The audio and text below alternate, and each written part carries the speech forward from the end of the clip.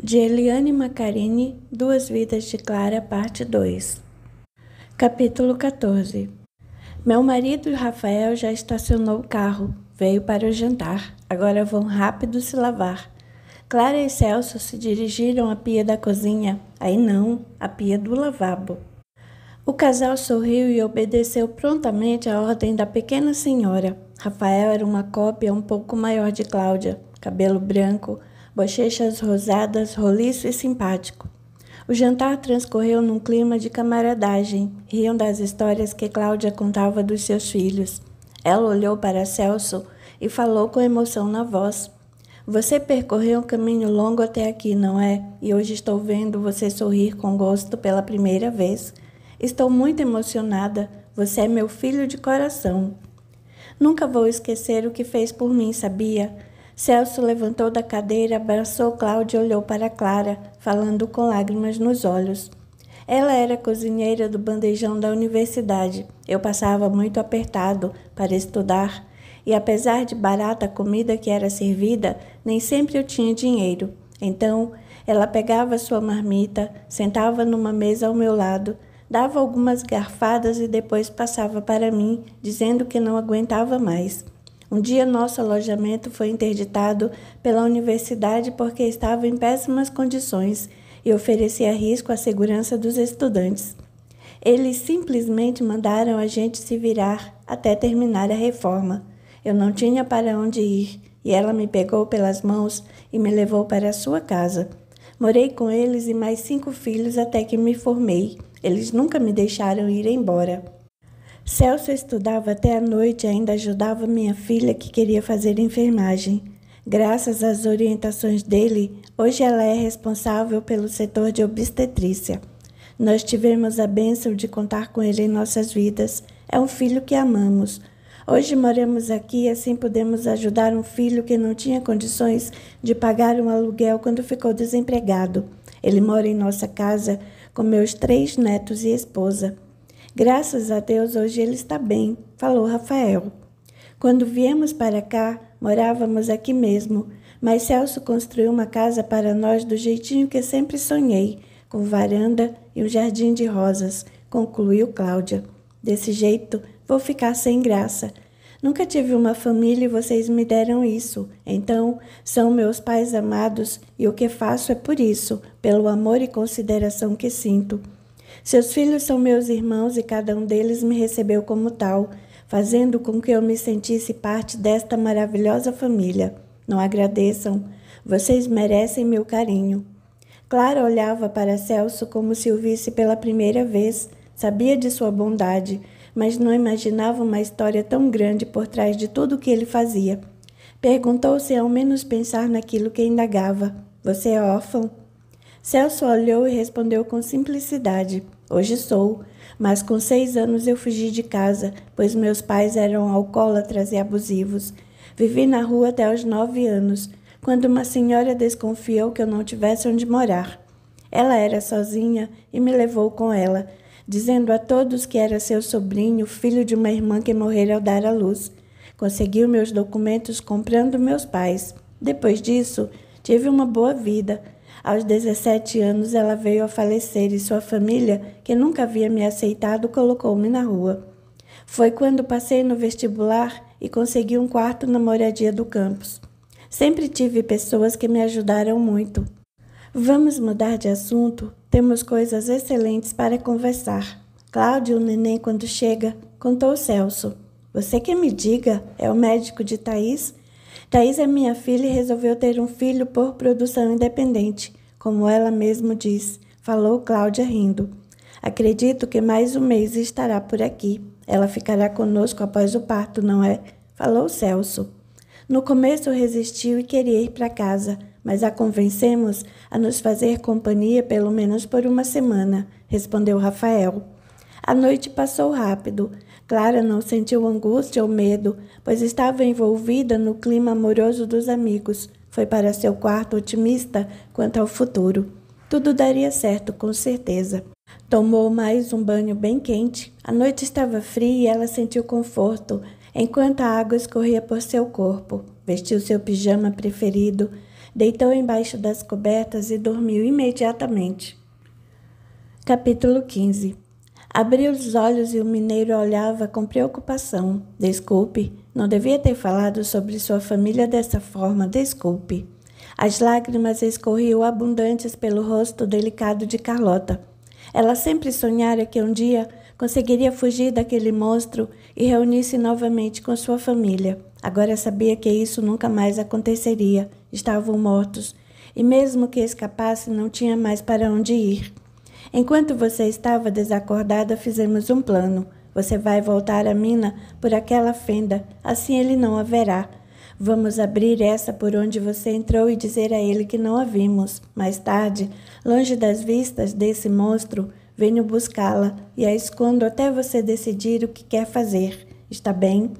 Assim fizeram. Carlota ficou em silêncio enquanto os mineiros escavavam as paredes com sua pá, abrindo as fendas que ele fechara. Quando conseguiram passar por ela, ele os esperava do outro lado. Enraivecido, gritava com os homens e não acreditava que eles não a viram. Sacou do revólver e apontou para os rapazes. Desesperados, os mesmos avançaram sobre o homem e o imobilizaram. Na luta, o algoz atingiu 2 companheiros dos mineiros que sangravam no chão empoeirado. Carlota passou pela fenda, olhou com raiva para o homem que havia matado toda a sua família, tomou uma picareta nas mãos e avançou sobre ele. Só parou quando percebeu que estava morto. Olhou para o rapaz assustado pela ira da moça e falou: "Vamos enterrá-lo na fenda e lacrar os 2 lados. Este será o seu túmulo para sempre e ninguém saberá. Eu assumirei os negócios dele e trarei progresso à vila." Olhando para os homens, perguntou com firmeza: "Vocês estão comigo? Se estiverem, serão os primeiros a serem beneficiados." Os homens pegaram o corpo do homem e dos 2 mineiros e jogaram dentro da fenda. Fizeram uma prece pelos companheiros mortos e, com raiva, entregaram a alma do outro para o diabo. A câmara foi lacrada. Clara acordou suando frio. O mal-estar invadia sua mente como se estivesse envolta num mar escuro e denso. Para piorar, lembrou-se que naquele dia teria que depor a polícia. Celso havia conseguido adiar esse momento, mas agora não tinha mais jeito, e ela precisaria enfrentar esse desconforto. Vestiu uma calça jeans, uma blusa de frio e botas, amarrou o cabelo no rabo de cavalo e desceu para o desjejum. Celso e Dona Cláudia já esperavam. "Como foi sua noite, menina?" perguntou Dona Cláudia. "Bem, apenas alguns sonhos esquisitos, mas sempre acontecem, então nada de diferente." "Venha, Dona Cláudia fez pão fresco para nós, ainda está quentinho." Apesar de acreditar estar sem fome, Clara devorou um bom pedaço de pão sob os olhos felizes de Dona Cláudia. Logo saíram de casa em direção à delegacia. Clara foi recebida com respeito e amabilidade. As perguntas foram diretas e ela sofreu muito ao recordar os fatos. Em determinado momento, levantou da cadeira e andou até a janela, passando a mão pelos cabelos, num gesto nervoso e contínuo. Celso foi até ela e perguntou: "Você quer parar? Nós vamos embora." "Não. Depois vou precisar voltar e fazer tudo de novo. Vamos acabar com isso agora mesmo." Ela voltou e sentou-se na cadeira novamente, sob o olhar compreensivo dos policiais, uma moça e um rapaz. Eles estavam encapuzados. Usavam esses casacos tipo moletom. Estava escuro demais, pois naquele pedaço não tem luz, mas eu acho que conheço uma das vozes e o jeito dele se movimentar, o que vi sob a luz do luar. "Se o visse novamente, você o reconheceria?" "A voz é bem nítida em minhas lembranças. Ele era o pior, incitava os outros em suas maldades." "O que ele dizia?" "Toda sorte de impropérios, palavrões e os comandava. Depois perdi a consciência, mas a voz... Talvez algum colega ou profissional que cruza pelos corredores do hospital. Não sei mesmo. Faço um tremendo esforço, mas não consigo ligar esse som a uma pessoa. Está tudo bem." Os policiais, observando a moça, decidiram terminar a entrevista, devido ao seu estado emocional. Ela agradeceu o carinho e a atenção e saiu praticamente correndo da delegacia. Clara entrou no carro, recostou no banco e dormiu imediatamente sob o impacto da exaustão sofrida. Capítulo 16. O dia amanheceu ensolarado e, apesar de frio, era agradável estar ali sem fazer nada, apenas esticada numa cadeira de olhos fechados. Os únicos barulhos eram da água da pequena cachoeira, do vento entre as árvores e dos pássaros que não paravam de cantar. Clara estava bem, mas algo a incomodava. Não conseguia parar de pensar em seus sonhos, na sequência deles, como uma lembrança incômoda, mas viva e que cobraria o preço para ser esquecida. O peito doía e ela precisava fazer um tremendo esforço para não ceder ao pânico. Estava de olhos fechados e não conseguia abri-los, pois tinha medo de ver de novo aquele rosto maldoso, angular, de queixo forte e olhos avermelhados. Ele estava sempre bêbado, lembrava disso com clareza assustadora. Abusava do absinto e, quando isso acontecia, ele obrigava a se deitar com ele. Situações dolorosas e humilhantes. Não queria mais isso. Era apenas uma menina sozinha e apavorada. Cruzou os braços à frente dos seios e deixou que lágrimas abundantes escorressem por seu rosto. Não sabia o que estava acontecendo, pois as lembranças agora vinham naturalmente e eram mais poderosas do que a violência que sofrera no campus universitário. Devia estar enlouquecendo. Com esforço, abriu os olhos, olhou à sua volta e levantou num pulo. O movimento brusco provocou intensa dor no abdômen. Dobrou o corpo e o viu entre as árvores. Entre dentes ele falou: "Eu te peguei de novo." Clara gritou em pânico, tremia e chorava. Viu-se numa sala antiga, as paredes forradas em madeira escura, e ele avançava sobre ela com um reio nas mãos. Sentiu a força das chibatadas nas pernas, depois nas costas, no rosto. Passou a mão no braço e estava sangrando. Olhou para seu corpo e estava nu. Cláudia ouviu o grito e correu para o jardim. Encontrou a moça chorando e deitada no chão em posição fetal. Chamou-a várias vezes, mas o pânico a dominava. Fechou os olhos e pediu ajuda a Deus. Sabia que era algo que não podia enxergar com os olhos materiais. Foi quando ela o viu e o enfrentou com todo o seu amor. Ele se foi. Clara, aos poucos, foi se acalmando. Olhou para a senhora e a abraçou forte, dizendo: "Estou ficando louca, dona Cláudia." "Não está não, querida. Agora vou te ajudar a levantar e vou te agasalhar porque você está gelada. Venha, vamos para dentro." Dona Cláudia ajudou a sentar numa cadeira na cozinha e colocou água para fazer um chá. Colocou a caneca à frente dela e a observou. "Há quanto tempo tem sensações tão fortes assim?" "Essa foi a primeira vez, mas ando tendo pesadelos que são como recordações de minha vida.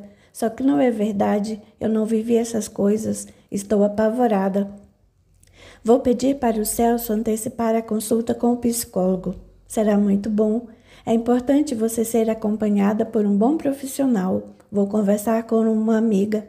Ela entende dessas coisas que estão te acontecendo de uma maneira diferente, mas coerente. Posso falar com ela?" "O que ela faz?" "O mesmo que eu. Cuida da família, mas é uma estudiosa da filosofia espírita e eu acho bem interessante. É uma religião?" "Segundo ela, não. Não é religião como entendemos. Tem muito a ver com ciência, filosofia e boa moral. Não entendo direito porque nunca me propus a buscar esclarecimentos a respeito. Eu fui criada na religião católica. De vez em quando vou à igreja, faço minhas preces, mas só isso. Creio em Deus, mas é algo abstrato para mim." "Fiquei curiosa, dona Cláudia. Desculpe o trabalho. Estou envergonhada e não sei o que está acontecendo comigo. Nunca fui assim." "Primeiro vamos tirar o dona. Fica muito formal e você não está dando trabalho. Acredito que tudo que chega à nossa vida tem um propósito bom e ainda vamos descobrir esse. Está bem? Agora toma seu chá que está esfriando." As mulheres continuaram a conversa por um tempo, mas Clara sentiu certo cansaço e perguntou a Cláudia se podia deitar no sofá da sala. A senhora, sorrindo, afirmou que sim e que ficaria de olho nela. Clara estava muito cansada e acabou adormecendo um sono pesado, sem pesadelos, mas o corpo descansava exausto por tantas emoções. Ao anoitecer, Celso chegou à casa e viu Clara adormecida no sofá. Dona Cláudia veio ao seu encontro e fez um gesto com os dedos à frente dos lábios pedindo silêncio e o convidou para segui-la até a cozinha. Estou preocupada com a menina, Celso. Ela vem tendo pesadelos e hoje à tarde fiquei bem assustada. Ela estava no jardim e de repente começou a gritar apavorada. Quando cheguei lá, estava deitada no chão toda encolhida, estava pálida e gelada. Isso tudo que aconteceu a desequilibrou bastante, sofreu grande violência, podemos considerar até mesmo normal. Não acredito que seja só isso. Ela me contou seus sonhos, são bem lógicos e têm uma sequência. São como recordações de uma vida que ela não viveu, pelo menos não nessa vida. Não sei como explicar isso. A senhora acredita que a violência que ela sofreu pode ter despertado recordações de outra vida que ela viveu? Não sei, mas é bem esquisito.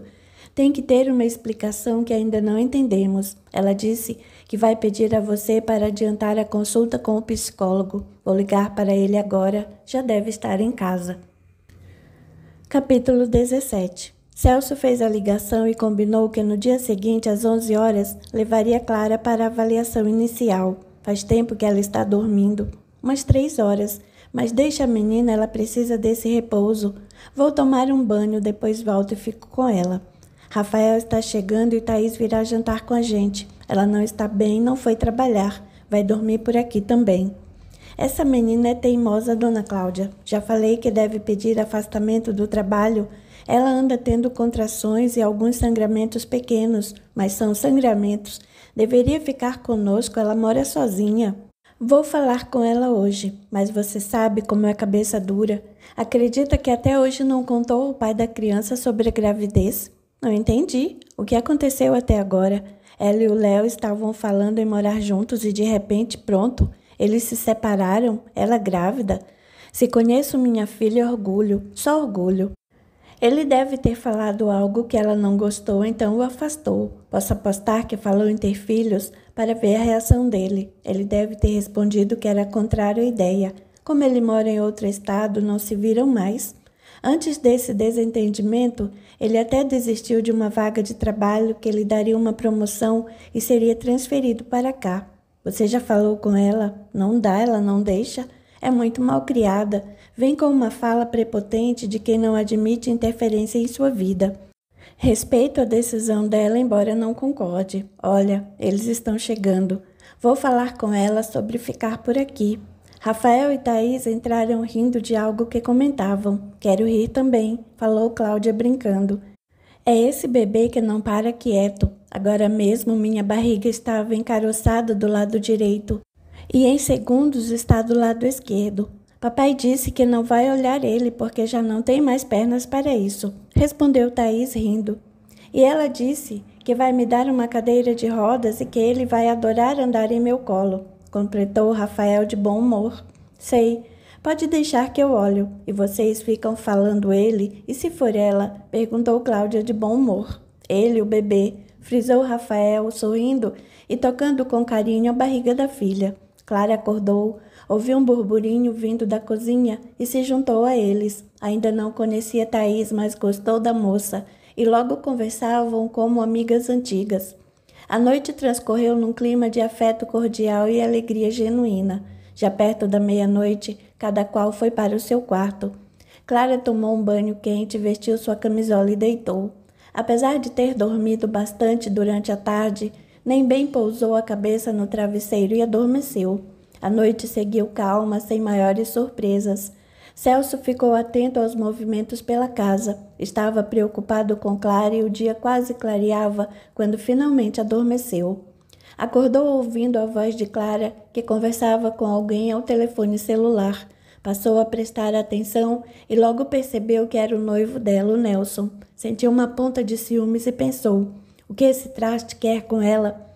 Então, ela respondeu a ele: o que você queria que eu fizesse? Você sumiu e me abandonou, e agora vem dizer que ficou traumatizado por eu sofrer violência. Larga a mão de ser egoísta, Nelson. Ela fez uma pausa e depois respondeu novamente: o quê? Eu te traio. Tenha dó, rapaz, vira homem, amadureça. Não quero mais nada com você. E se eu estiver com ele, o que não é verdade, você não tem nada com isso, está bem? E se quiser essa porcaria de aliança de volta, vem buscar aqui, porque eu não quero mais te ver nessa vida. Clara desligou o telefone, respirando muito rápido. Levantou o rosto e viu Celso parado na porta de seu quarto. Desculpe se te acordei. Esse cara ainda tem a petulância de tentar me culpar pelo comportamento dele, você acredita? Disse que eu sou culpada por ele estar traumatizado com a violência que eu sofri. Ei, calma, moça, respira fundo. Ele se porta como um menino mimado e imaturo, apenas não se altere com isso. Um dia ele vai entender tudo isso de maneira adequada. Até lá, decida o que vai fazer com esse relacionamento. Relacionamento? Que relacionamento? Isso não existe. E hoje vejo que nunca existiu. Para mim acabou. Posso deixar a aliança com Cláudia? Ele vem buscar. Faço melhor. Coloco no envelope e peço ao coordenador do curso dele para entregar, está bem? Prefiro que não saiba onde mora. Ele pode vir aqui amolar você. Tem razão, eu agradeço. Hoje vamos ao psicólogo. Depois passamos na universidade e faço isso, está bem? Vou mandar uma mensagem para ele e depois o excluo e bloqueio em meus contatos. Faça como achar melhor. Essa decisão tem que ser sua. O café da manhã foi servido por Cláudia ao lado da piscina. Thaís se juntou a eles. Cláudia trouxe uma bandeja abarrotada de guloseimas. Sem pressa, fizeram a belíssima refeição conversando com animação. Clara, já são 10 horas, precisamos ir, está bem? Clara levantou da cadeira com certa dificuldade e acompanhou o amigo em direção ao carro estacionado na entrada da casa. Vou deixá-la no consultório de Álvaro, deixo o envelope no campus e volto para te buscar. Estou dando muito trabalho, fico sem graça com isso. Não se preocupe. Farei de tudo para que fique bem, não tenha que enfrentar situações desnecessárias neste momento. O que importa agora é que fique bem e se fortaleça, está certo? Nem tenho como agradecer a vocês. Tem sido uma família para mim. Celso abraçou pelo ombro e falou emocionado. Nós a amamos, só isso. Só? Perguntou Clara emocionada. Capítulo 18. O trajeto até a cidade foi feito num clima descontraído e alegre. Clara se sentia mais forte, apesar de um medo incontrolável de algo que não sabia identificar, e isso ofuscava seu sossego. Sentia-se mal pela violência que sofrera, mas aos poucos conseguia racionalizar os sentimentos. Entretanto, aquela sensação desconhecida e ao mesmo tão familiar desconcertava e parecia aumentar as aflições do presente de maneira intensa. Esse era um assunto que deveria comentar com o psicólogo. Não podia esquecer isso. Sabia que quando alterada pela emoção, sua mente trabalhava um pouco e raciocínio lógico e precisava dele de qualquer forma. Celso estacionou o carro, pegou a mão de Clara entre as suas e falou com carinho. Vai dar tudo certo, está bem? Saiu do carro, abriu a porta para Clara, ajudando-a, e se identificou na portaria do prédio. Acompanhou a moça até o consultório e a deixou na companhia da secretária da clínica. Estarei aqui quando sair do consultório. A secretária abriu um prontuário com seus dados pessoais e Clara aguardou sua vez de ser atendida. Tocava uma música suave no ambiente, o que a acalmou e tirou de seus lábios um sorriso de felicidade. Entretanto, logo em seguida, sentiu como se não soubesse o que estava fazendo ali naquele momento. Estava triste por ficar ali naquela antessala em silêncio, ansiosa não só pela espera da sessão de avaliação para uma futura terapia, mas por tudo o que estava vivendo. Seu humor era instável e ela sentia a urgência de melhorar a qualidade de seus pensamentos, mas sentia-se incapaz de fazer esse exercício, o que a deixava amedrontada e insegura. Respirava com dificuldade, mas pensava que daria conta de trazer à tona tantas histórias que conseguira esconder de si mesma ao longo de sua vida.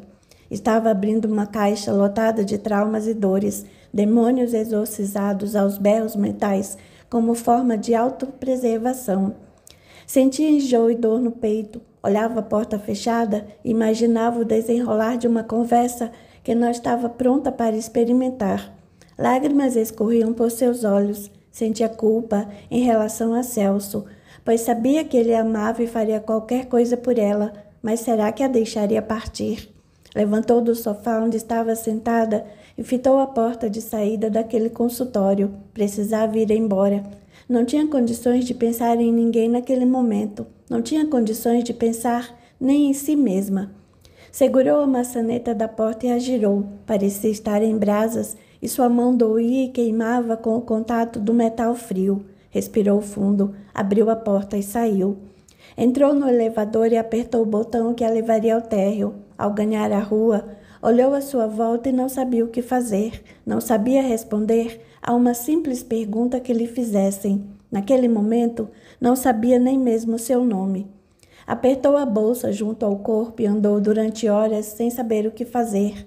Tomou o táxi e deu o endereço de Celso. Ao chegar, o moço e Dona Cláudia esperavam com olhar de preocupação. Querido, o que aconteceu? Por que sumiu durante tanto tempo? Perguntou Dona Cláudia. Desculpe-me, mas eu não consigo levar a vida dessa forma. Nem consigo mesmo respirar direito.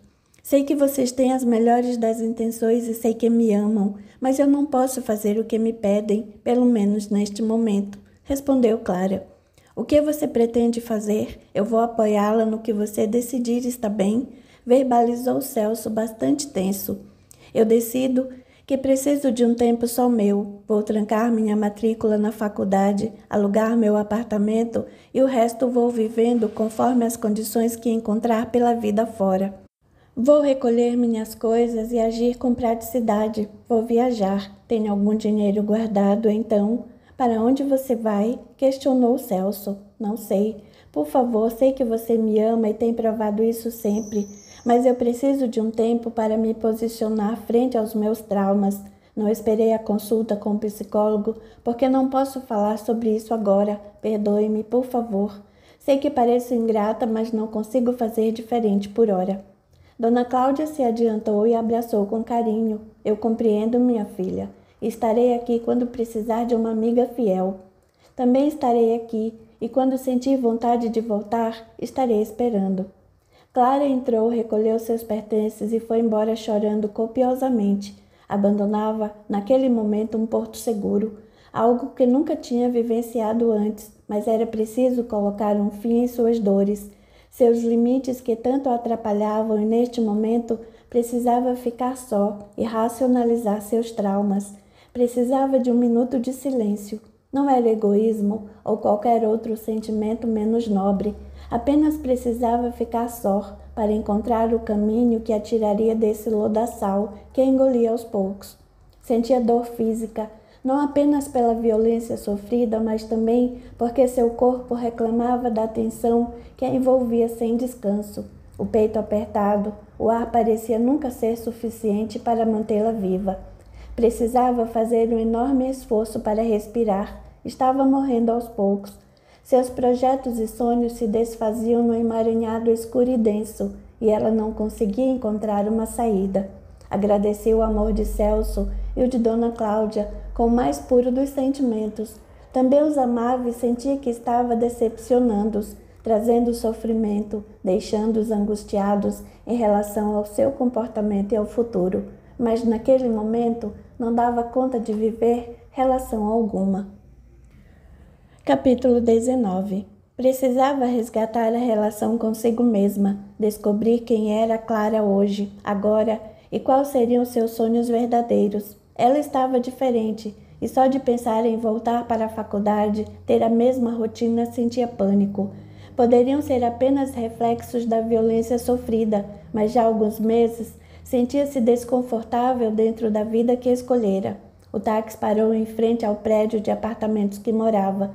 Clara pagou o motorista, desceu com certa dificuldade, retirou a chave da bolsa e entrou.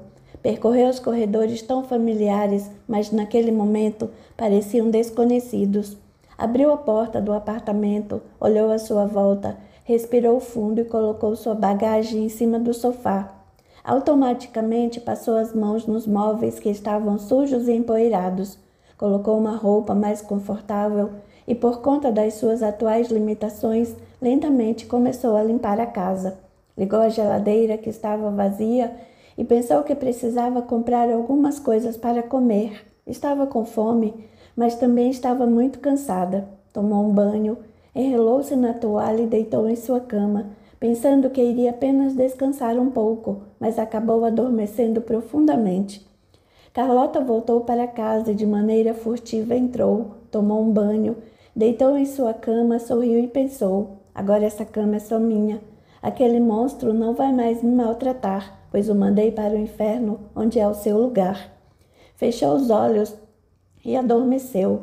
Algumas horas depois, a senhora que trabalhava na casa grande acordou alvoroçada. Dona Carlota, onde está o patrão? Credo, Dona Maria, que alvoroço é esse?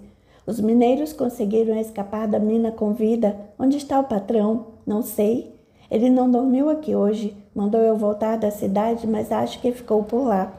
A empregada olhou com estranheza e falou: não sabia que a senhora estava na cidade sozinha? Ontem o patrão estava aqui e não falou nada. Fiquei com medo, achando que a senhora tinha sumido. Bom, seu medo é injustificado, não é? Estou aqui e ele ficou por lá. Não sei quando volta. Ele nunca me dá satisfação de nada, apenas mandou que eu cuidasse das coisas. A senhora é tão jovem, não entende dos negócios. Sim, eu vou cuidar de tudo por aqui. Ainda não sei o que fazer, mas posso aprender e garanto que aprendo rápido. Pode avisar a todo mundo que agora, até o patrão voltar, eu mando aqui, está bem? Manda aquele terrível Leôncio vir aqui, preciso falar com ele.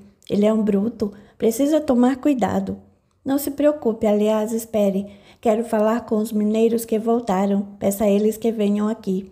Carlota se banhou, mas ainda sentiu o sangue do marido no rosto e nas mãos. Por mais que se lavasse, a sensação incômoda persistia. Trocou de roupa e passou perfume como se isso a livrasse das lembranças horríveis que a mantinham ainda insegura.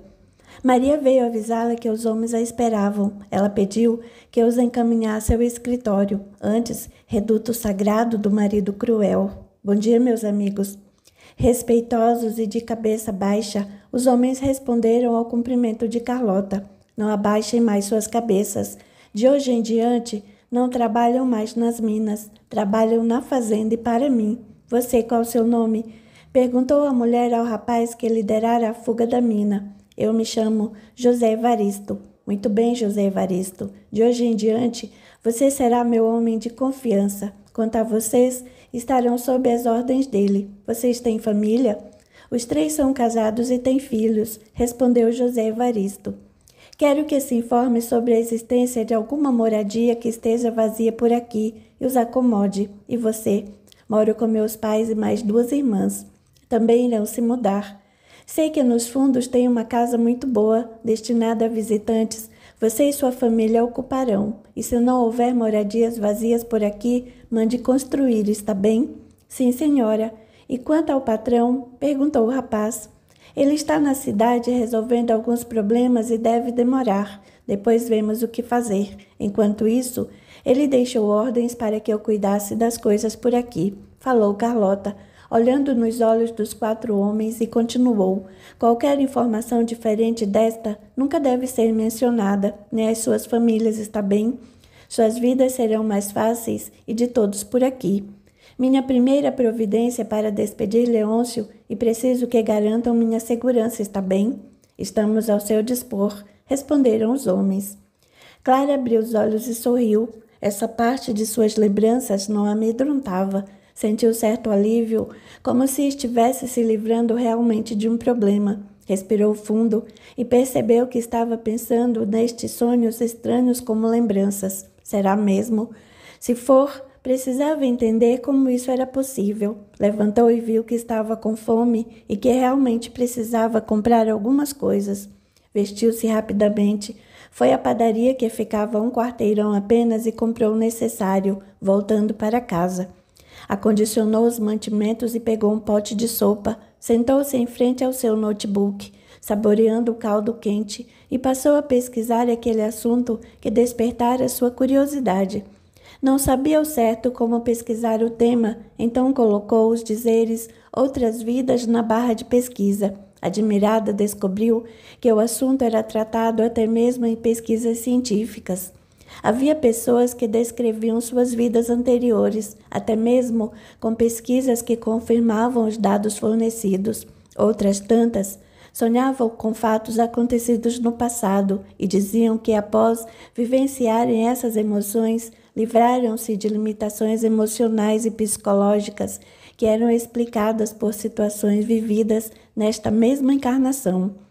Clara lembrou que Dona Cláudia havia mencionado algo semelhante, que uma amiga estudava por meio da doutrina dos espíritos. Curiosa, pesquisou o assunto, especificando reencarnação e espiritismo. Encontrou muitas matérias a respeito, inclusive que indicavam livros onde poderia estudar o tema.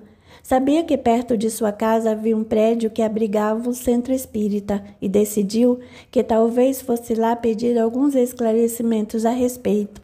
Quando olhou as horas, já passavam das 4 da manhã. Não viu a hora passar, mas também não tinha compromisso com nada e nem ninguém naquele momento. Deitou em sua cama e adormeceu imediatamente, sem sonhos que a despertassem, e apenas descansou. Capítulo 20. Celso compreendeu a atitude de Clara. Sabia que a moça precisava mesmo de tempo para si, para colocar sua vida em ordem, sem interferências de qualquer forma, mas era difícil superar a saudade e a preocupação. Clara estava tão frágil. Como poderia se virar sozinha? Será que estava se cuidando? Retornou ao médico para avaliar a cirurgia e os ferimentos. Já fazia uma semana desde sua partida e ele fazia um tremendo esforço para não a procurar. Dona Cláudia o tranquilizava e dizia que a moça, apesar do momento complicado, era ponderada e responsável. Se ele acreditasse nisso, estaria ajudando, de alguma forma, a encontrar suas próprias respostas. Diante disso, Celso se dedicava ainda mais ao trabalho no hospital e em socorrer seus pacientes. Não se importava mais com as horas, apenas precisava ocupar o seu tempo. Estava olhando alguns prontuários no posto de enfermagem obstetrícia, quando ouviu uma conversa entre duas enfermeiras. Hoje é meu dia de plantão no centro da jovem mãe, mas minha filha está doente e acredito que não vou poder ir. Nossa, vou ver se alguma de nós pode te substituir, mas assim em cima da hora vai ser difícil. Meu marido acabou de ligar. A pequena está com muita febre e me chama a todo instante. Não se preocupe, vou dar um jeito nisso. Vai cuidar de sua filha. A enfermeira saiu do posto e a outra passou a dar alguns telefonemas, mas Celso percebeu que ela não conseguiria resolver o problema. Assim perguntou: Desculpe, Anete, não pude deixar de ouvir a conversa de vocês. Do que se trata? Desculpe, Dr. Celso, não deveríamos usar esse horário para resolver esse tipo de problema, mas prometo que não acontecerá mais. Não é isso, eu me interessei do que se trata. Alguns profissionais da obstetrícia observaram a grande quantidade de crianças engravidando e isso nos preocupou, porque são corpos quase infantis que passam por doloroso processo de gestação. A maioria nem sabe como se tratar ou mesmo o que fazer quando as crianças nascem. Há uns 2 anos atendemos uma jovem mãe que, depois de um parto doloroso, fugiu do hospital com a criança e a jogou na lata do lixo. O senhor se lembra deste caso? Lembro sim, foi muito triste. Graças a Deus, o segurança ouviu o choro da criança e nós a salvamos. Então, depois desse caso, conversamos a respeito e o Dr. Saulo tinha uma casa bem grande aqui perto. Ele nos cedeu essa casa para montarmos um centro de apoio à jovem mãe, onde fazemos o acompanhamento antes e depois do parto. Inclusive, temos um convênio com a entidade de adoção do governo para auxiliar aquelas mãezinhas que realmente não têm condições de criar seus filhos. Hoje temos mais de 20 jovens internadas à espera do parto, a maioria já nos últimos dias de gestação e precisando de muitos cuidados. São apenas crianças. Infelizmente, há 2 meninas de 12 anos que foram vítimas de estupro praticado pelos próprios familiares. Que causa linda, Nete. Eu poderia substituir sua amiga hoje. Estou aqui, mas já estou fora do meu horário de expediente. Mas é um serviço de enfermagem. Você acredita que não sou capaz? Não é isso, é que o senhor é médico. Celso riu e falou de bom humor. Acredito que todos os médicos deveriam estagiar primeiro como enfermeiros, para depois serem habilitados como médicos. Garanto que isso seria bem produtivo. Anete sorriu e concordou. Ligou para a casa de apoio e avisou que o Dr. Celso substituiria outra enfermeira. Celso estava bem animado com esse trabalho e pensava até em pedir que o aceitassem no projeto. Seria uma forma agradável e caridosa de ocupar seu tempo. Foi para casa, tomou um banho rápido e contou a Dona Cláudia o que sabia sobre a casa de apoio. A senhora interessou-se e se ofereceu para ajudar, caso sua presença fosse trazer benefícios para aquelas jovens mães. Propôs-se, então, a cuidar das refeições pelo menos 2 dias da semana. Celso, feliz, dirigiu-se ao local indicado por Anete. Assim que chegou, observou a casa cercada por um belo jardim. Entrou e percebeu o carinho com que fora mobiliada, com simplicidade e conforto, muito bem decorada com flores, quadros e enfeites diversos.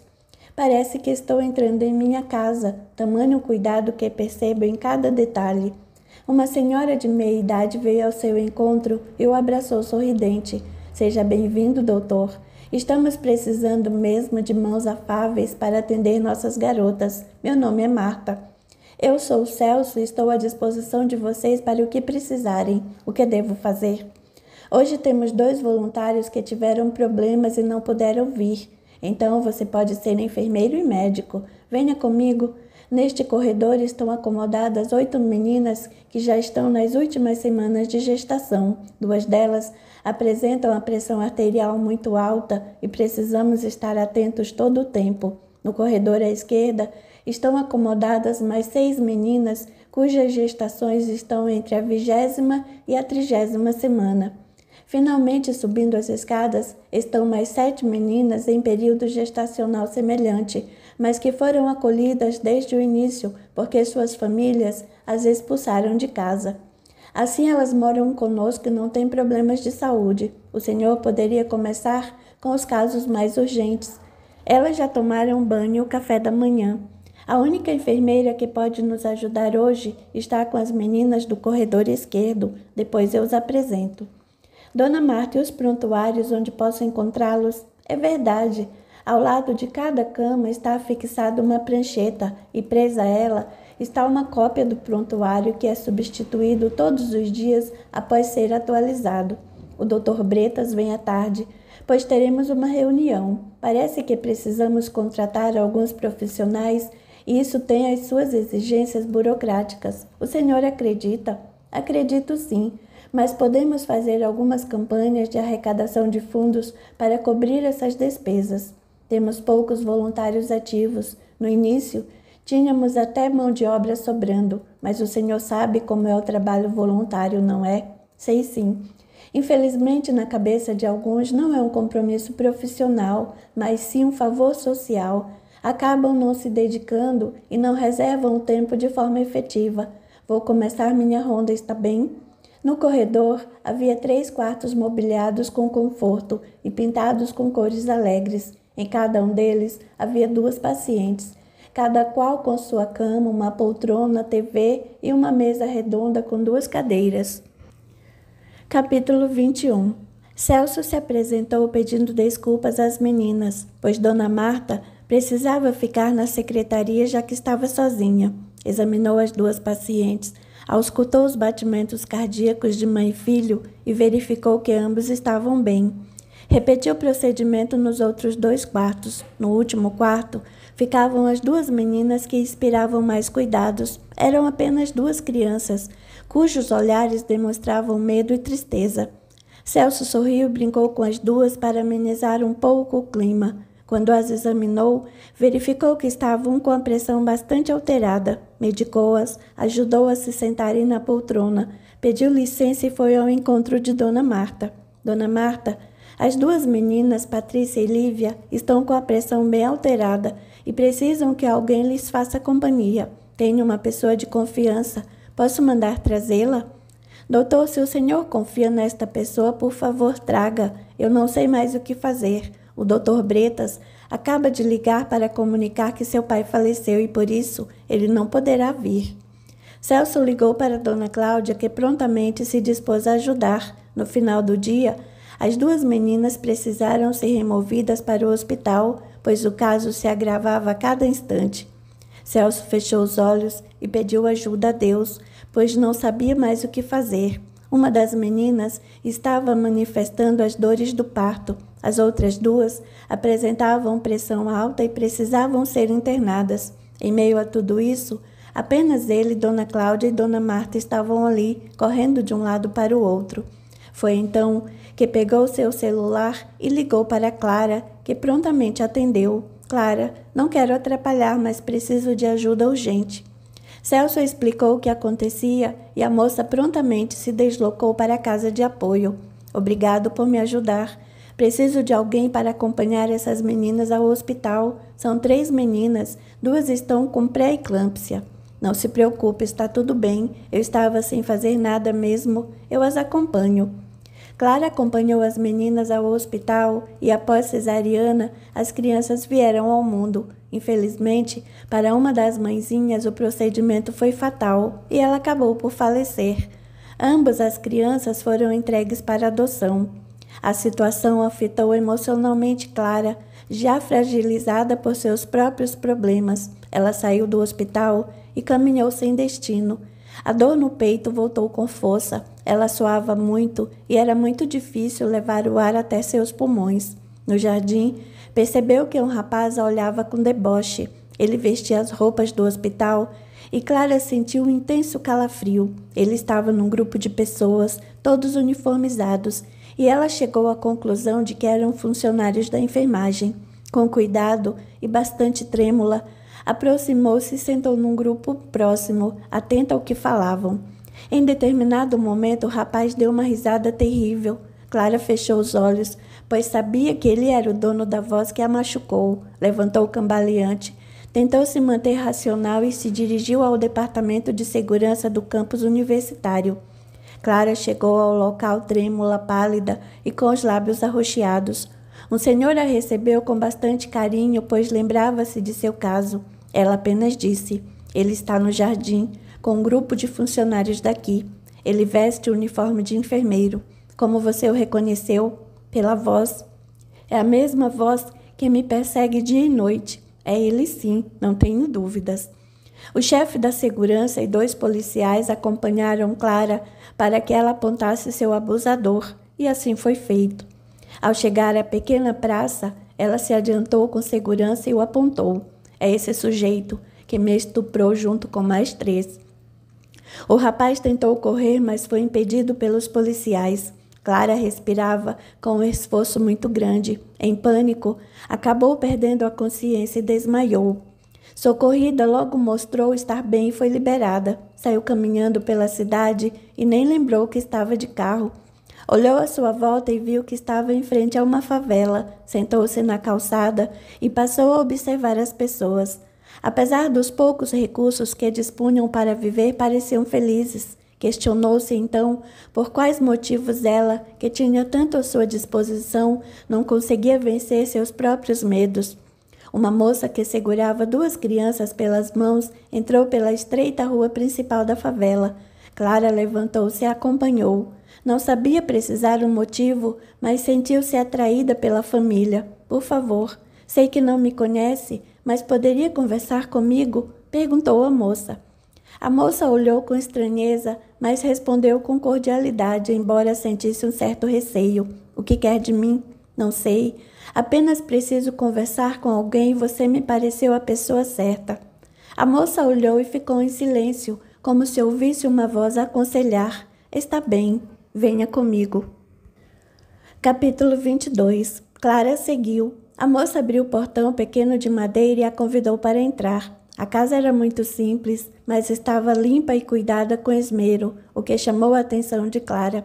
A casa tinha apenas uma sala comprida, onde ficava uma cama de casal, uma cômoda com um aparelho de TV coberto por uma colcha florida, uma mesa com 4 cadeiras, um fogão, uma geladeira bastante usada e uma pia. Por favor, sente-se, meu nome é Olga.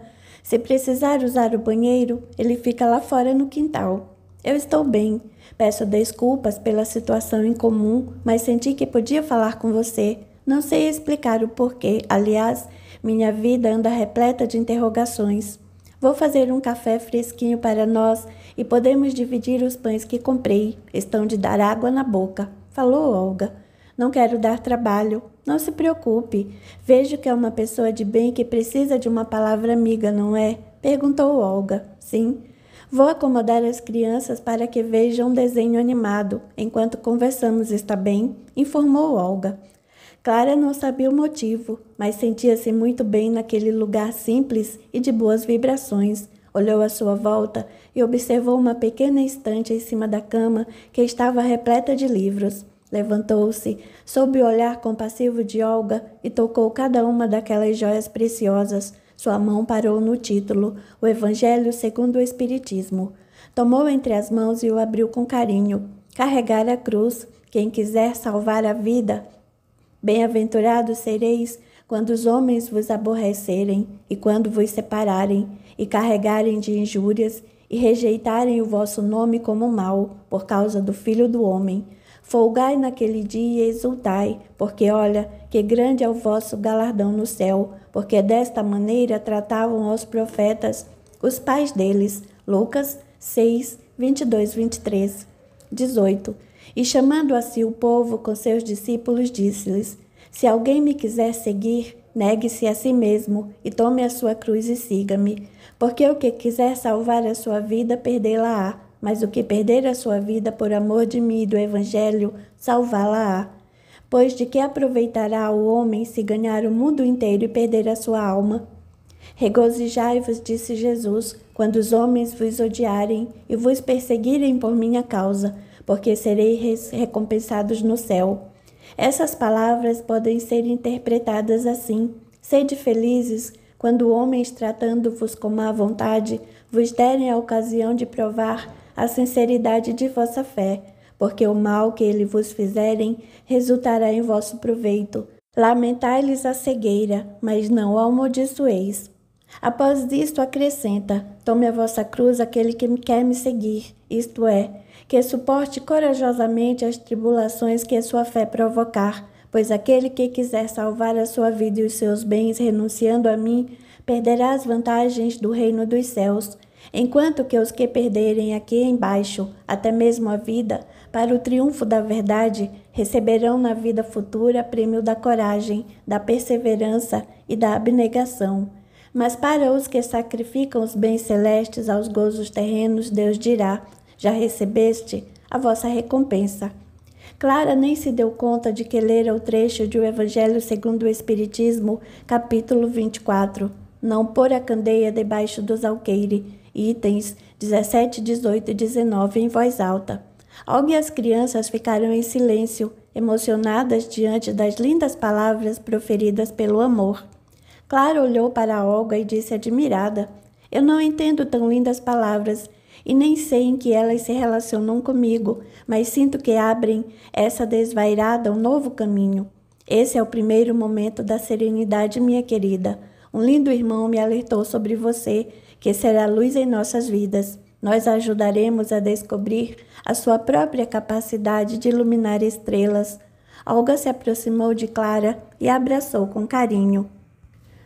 Capítulo 23. O dia passou rápido e Clara ficou encantada com aquela pequena família. As crianças a tratavam com carinho, amor e respeito. Eram crianças cultas para suas idades. Anita contava com 9 anos e Pedro com 7. Perto das 4 horas da tarde, Olga os ajudou a tomar banho e eles se deitaram na cama, adormecendo imediatamente. Olga os observava sorrindo, então olhou para Clara e disse: eles são criaturas incríveis, entendem o que estamos passando, sem nunca reclamar ou pedir aquilo que não posso dar. O que aconteceu com vocês? Sinto que não pertencem a esse lugar, questionou Clara. Esse, no momento, é o nosso lar e devemos agradecer a Deus por ter esse teto sobre nossas cabeças. Há 3 anos, meu marido faleceu com câncer. Na época, gastamos o que não tínhamos com todo tipo de tratamento. Infelizmente, a saúde pública é muito deficiente e nos roubava todas as esperanças. Então, começamos uma peregrinação em médicos que faziam alguns estudos experimentais, mas custavam caro. A casa em que morávamos era a antiga casa de meus pais, que ficou para mim após o desencarne dos 2. Acabei hipotecando o imóvel por juros absurdos, vendi meu carro, estourei os cartões de crédito, pedia empréstimos que não podia pagar. Não conseguia imaginar minha vida sem o João, meu esposo, pois estávamos juntos desde a adolescência e era um relacionamento alegre e de amor. Olga enxugou uma lágrima, respirou fundo e continuou. Mesmo assim, depois de tantas lutas, ele se foi. Ele sofreu demais e, no fim, me implorou para deixá-lo partir. Aquele de longe foi o pior dia da minha vida. Prometi a ele que ficaria bem, e desde então faço tudo para que isso aconteça. Nossa, que história, querida! Claramente as dívidas foram cobradas. Eu estava sem trabalhar porque cuidava dele. Recebo a aposentadoria de apenas um salário mínimo. Ele trabalhava com vendas e nunca imaginamos uma situação dessa natureza. Então, não nos preparamos para ela. Mesmo depois que ele adoeceu, eu não parei para pensar na parte prática da vida. Eu não consegui pagar o financiamento da hipoteca e precisei entregar a casa, o que ainda está em processo de conclusão. Um dia, uma senhora me falou que esta casa estava vaga. Nós a compramos e aqui estamos com esse teto sobre nossas cabeças. De onde você tira tanta esperança? Perguntou Clara. A senhora que me indicou essa casa para comprar é espírita. Ela mora aqui em frente da favela. Nessa época, ela começou a conversar conosco sobre essa fantástica doutrina e foi como um banho de luz para o meu espírito. Desde criança manifestava algumas mediunidades como a vidência. Nunca temia esse fato, mas não entendia de onde vinha tanta informação e para que servia. Hoje estudo e exercito tal faculdade para direcionar essa energia bendita em minha vida. Consegui trabalho junto a algumas editoras fazendo correção ortográfica e gramatical. E hoje também avalio a obra espírita quanto ao aspecto doutrinário. Estou guardando algum dinheiro, pois há um condomínio de pequenos apartamentos aqui perto, ainda em construção, e me inscrevi para a compra. Sei que o que vivo hoje é apenas para o que eu aprendo uma série de coisas necessárias ao meu aprimoramento e para auxiliar esses dois amigos, Anita e Pedro, em sua própria evolução. Você não tem temores, não é? Inquiriu Clara. Tenho sim, querida. Sou sozinha no mundo, não tenho família e os familiares de João estão muito longe e não se importam conosco. Se algo me acontecer, meus filhos ficarão desamparados e eu sei que vou desencarnar cedo e isso me amedronta. Como pode ter esse conhecimento? Clara perguntou, demonstrando espanto. Apenas sei. Não é uma certeza carregada de ansiedade. Eu apenas sei e desde criança convivo com essa ideia. Isso é assustador. Acredito que eu não suportaria isso. Por isso, Deus nos dá a possibilidade de vivenciar apenas o que estamos preparados para experimentar aqui nesse mundão maravilhoso. Mas, enfim, fale-me um pouco de você. Clara havia esquecido de seus problemas e sorriu diante dessa constatação. Percebeu que precisou fazer um esforço extra para definir seus problemas. Você acredita que quando estava sentada naquela calçada e a vi, não tinha mais esperança de nada na vida? E agora aqui estou, precisando encadear minhas ideias para definir qual a situação que me aflige. Olga sorriu e feliz disse, está vendo? Os bons espíritos nos uniram para que dessa forma possamos nos auxiliar mutuamente, disse Olga. E como será isso? Questionou Clara. Ainda não sei, mas confio nessa intercessão, afirmou Olga. Preciso aprender e entender a maneira como fala, comentou Clara. Você entenderá. Agora me conte sua história e não se esqueça dos sonhos, falou Olga. Os sonhos? Como você sabe deles?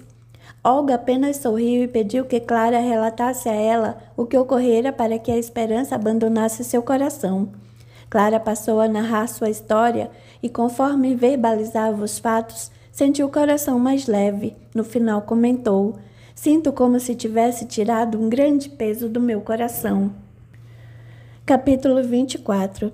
A fonte de renda financeira de Clara era uma bolsa que recebia da faculdade. Além disso, ela fazia alguns serviços extras como cuidar de senhoras acamadas, o que ela desempenhava com amor em suas folgas. Ela precisava decidir o que fazer, pois o tempo de afastamento que recebera por conta da violência sofrida no campus estava acabando. Ela tinha duas alternativas. Uma era voltar aos estudos, a outra era arrumar um emprego. Naquele dia sentia-se pouco confortável para tomar qualquer decisão. Ainda estava ressentida com os últimos acontecimentos e sentia aversão ao pensar em voltar à universidade. Resolveu visitar Olga, de quem havia se tornado amiga. Desculpe aparecer sem te avisar, mas preciso de sua ajuda para tomar uma decisão. Não se desculpe. Eu estava mesmo pensando em te convidar para um café, porque hoje também me sinto só. As crianças estão descansando e assim minha cabeça adquire vida própria e só pensa besteiras, falou sorrindo. E eu aqui te trazendo mais problemas. Mudar de assunto é um santo remédio para esse momento que vivo. Então vamos lá, diga-me, o que a incomoda? Você sabe que vivo da bolsa que a faculdade me dá e meu afastamento está terminando. Preciso voltar. E você não se sente preparada para voltar, não é? Isso mesmo. Só de pensar em transitar por aquele lugar sinto calafrios. Olga suspirou e ficou em silêncio. Depois sorriu animada. Do que você está rindo? A solução é muito simples. Sua última lembrança do campus é muito traumática e por isso precisamos mudar isso. Como? Amanhã é sábado e vamos fazer um piquenique no campus universitário, está bem? É sério isso? Muito sério. Veja bem, querida, o campus não lhe fez mal algum. O que aconteceu foi culpa de alguns sujeitos que andavam à toa por lá. O lugar em si não é bom ou ruim. Nós damos a ele qualidade que quisermos. Como assim? O mal estava lá, eu sofri com ele. Mas o bem também vive por lá. E precisamos estabelecer contato com ele de maneira consciente e lúcida. Somente naquele lugar acontecem essas tragédias? Não.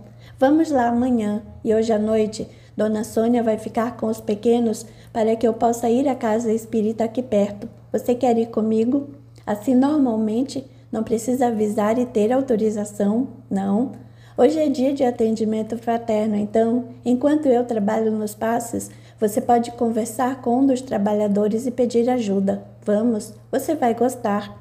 Quando estudamos o livro dos Espíritos, você demonstra um conhecimento nato do assunto e seus sonhos são incríveis. Para tudo há uma explicação. Está bem, você me convenceu. Vou até a padaria comprar pães para fazermos o lanche primeiro, está bem? Enquanto isso, faço café e preparo o leite das crianças. Eles devem acordar em poucos minutos. Às 18h30, Dona Sônia chegou, abraçou as crianças e mostrou o livro que trouxera para ler para os pequenos. Clara e Olga saíram, caminharam por 10 minutos e chegaram a uma casa muito simples, que primava pela iluminação clara e o perfume de flores. Clara observou um pequeno salão que acomodava apenas algumas cadeiras, talvez 30 unidades. Havia uma pequena mesa coberta por uma toalha bordada em ponto cruz com motivos florais, um vaso contendo um pé de rosas vivas, uma cadeira e um quadro negro pintado na parede. Uma música suave completava o ambiente. As pessoas eram alegres e hospitaleiras. Foi recebida com carinho ao ser apresentada por Olga. A amiga logo se encaminhou para uma pequena sala e às 19h em ponto, os trabalhos da noite foram abertos com belíssima prece que exortava o amor e a liberdade. Uma senhora passou a ler um capítulo do livro Fonte Viva, Psicografia de Francisco Cândido Xavier, autor espiritual Emmanuel, intitulado Tendo Medo. Na parábola dos talentos, o servo negligente atribuiu ao medo a causa do insucesso em que se infelicita. Recebera mais reduzidas possibilidades de ganho, contar apenas com o talento e temera lutar para valorizá-lo. Quando aconteceu ao servidor invigilante da narrativa evangélica, há muitas pessoas que se acusam pobres de recursos para transitar no mundo como desejariam e recolhem-se à ociosidade, alegando medo da ação, medo de trabalhar, medo de servir, medo de fazer amigos, medo de desapontar, medo de sofrer, medo da incompreensão, medo da alegria, medo da dor. E alcançam o fim do corpo como sensitivas humanas, sem o mínimo esforço para enriquecer a existência. Na vida, agarram-se ao medo da morte. Na morte, confessam o medo da vida. E a pretexto de serem menos favorecidos pelo destino, transformam-se gradativamente em campeões da inutilidade e da preguiça. Se recebeste, pois, mais rude tarefa no mundo, não te atemorizes à frente dos outros e faze dela o teu caminho de progresso e renovação. Por mais sombria que seja a entrada a que foste conduzido pelas circunstâncias, enriquece-a com a luz do teu esforço no bem, porque o medo não serviu como justificativa aceitável no acerto de contas entre o servo e o Senhor. Após a leitura, a trabalhadora convidou a todos a fazerem suas considerações sobre o texto. Clara olhou com carinho para a senhora e disse: "Esse texto falou fundo ao meu coração, pois o medo está conduzindo uma boa parte da minha vida no momento. Sei que acontecerão fatos que o justificam, mas também há outros paralelos que deveriam despertar em mim a gratidão por estes momentos. Descobri a presença de pessoas incríveis ao meu lado e agora sei que preciso encontrar um caminho novo para seguir minha vida, sem desprezar aquilo que é bom e proveitoso para o meu futuro." Capítulo 25. Nesse momento, o mesmo rapaz que a recepcionou convidou a ir à sala de atendimento fraterno. "Boa noite, eu sou Sandra." "Boa noite, eu me chamo Clara. Seja bem-vinda à nossa casa de orações, em que posso te ajudar?" "Ando vivendo momentos bastante difíceis por conta de uma violência que sofri quando frequentava a universidade. Por enquanto estou afastada ainda em tratamento, mas devo voltar em breve e não me sinto capacitada para isso. Entretanto, após a leitura de um lindo texto, acabei por concluir esse impasse que impus a mim mesma. Sinto-me mais forte." "Que maravilha! A boa palavra é como luz em nosso intelecto, que ilumina a escuridão e não dá chance para que as sombras nos escravizem, mas percebo que algo a incomoda. Sempre fui uma pessoa que ao adormecer sonha bastante. Apresentam situações claras que me parecem reais. Alguns sonhos são aleatórios, com pessoas que nem conheço ou mesmo consigo identificar as feições, mas outros são como premonições e parece que estou acordada e não dormindo. Ocorrem também sonhos que me intrigam, parecidos com uma novela exibida em capítulos, e eu sou uma das protagonistas. Sinto que são lembranças e não sonhos. Da última vez, cheguei ao ponto de perder a consciência, tamanho o receio e a emoção que senti. Nesse, eu estava acordada, sentada numa cadeira no jardim da casa onde me hospedava. Foi quando vi aquele que me perseguia, ali, muito próximo e me ameaçando novamente. Você tem alguma compreensão das múltiplas encarnações? Olga tem me ajudado bastante. Estamos estudando juntas o Livro dos Espíritos e ela me falou sobre esse tipo de mediunidade e sonambulismo. Os sonhos são efeito da emancipação da alma, que mais independente se torna pela suspensão da vida ativa e de relação. Daí uma espécie de clarividência indefinida que se alonga até os mais afastados lugares e até mesmo a outros mundos. Daí também a lembrança que traz à memória acontecimentos da precedente existência ou das existências anteriores. As singulares imagens do que se passa ou se passou em mundos desconhecidos, entremeados de coisas do mundo atual, é que formam esses conjuntos estranhos e confusos, que nenhum sentido ou ligação parecem ter. Esse trecho é parte da resposta dirigida a Kardec na pergunta 402, em O Livro dos Espíritos, e explica bem o que estamos falando. Então, na realidade, o que acontece, como são lembranças de outra vida? E como posso auxiliar essas pessoas que deixei para trás com tanta mágoa de mim, apesar de ter sido eu a vítima? A maneira com que conduzimos a nossa vida é a resposta perfeita para essa situação. Jesus nos aconselha a não fazer ao outro o que não gostaríamos que nos fizessem. Essas criaturas, ainda ignorantes do amor e do perdão, têm suas mentes cristalizadas em determinados momentos, conforme o seu próprio entendimento. Pela história que me conta, ele precisa se perdoar e ser perdoado, e para tanto é necessário ser tocado pelo bem. Se ele age como meu obsessor, não tem uma maneira de tirá-lo do meu caminho? Sandra sorriu com carinho e disse: "Milagres, eles não existem de forma fortuita. Nós os realizamos com amor, prece, perdão, tolerância e tantos outros bons sentimentos. Pense nesse senhor com compaixão. Apesar de terem vivido uma história juntos há tanto tempo, você caminhou e hoje desfruta desta abençoada oportunidade de vida. Ele não conseguiu, está sozinho e doente, portando a pior das doenças, a moral. O que podemos fazer por ele? Podemos convidá-lo para um trabalho de esclarecimento. Nesse caso, o evangelizador o auxiliará a mudar o rumo de seu entendimento sobre os fatos ocorridos. Você pode pedir perdão pelo mal que o fez sofrer, sem ressaltar a sua parte da dor, porque não é assim que ele vê os acontecimentos comuns aos dois. Para você será um belo exercício de humildade e para ele uma luz que criará num primeiro momento. Bendito conflito que o fará refletir e se reposicionar perante a vida. Porque alguns se referem ao processo de desobsessão como a única forma de se livrar disso tudo. A obsessão tem vários aspectos e todos eles estão intrinsecamente ligados ao processo auto-obsessivo. Sem o trabalho pessoal de cada um, esforço próprio mesmo, nenhum mensageiro conseguirá destruir e reconstruir uma mente mudando a sua forma particular de pensar. Por isso, mudamos o nome de nosso trabalho, de Dia da Desobsessão, para o Dia do Esclarecimento. Educação do Espírito é a única forma de liberdade. Mas esse trabalho é muito importante, não é? Sim, como todas as terapias espirituais que acabam por ser um conjunto de instrumentos para a autolibertação, assim como passes, água fluida, estudo sistematizado, exercícios de educação mediúnica e etc. Pelo que estou entendendo, nós somos os únicos autores de nossa história, sim, com alguns personagens coadjuvantes que participam ativamente, contribuindo com nossa história. Entretanto, o que nos chega como informação somente terá nossa característica como seres únicos. É bastante coisa para se pensar, não é? Bastante mesmo. E com efeito libertador, pode crer. Você faz algum tipo de terapia?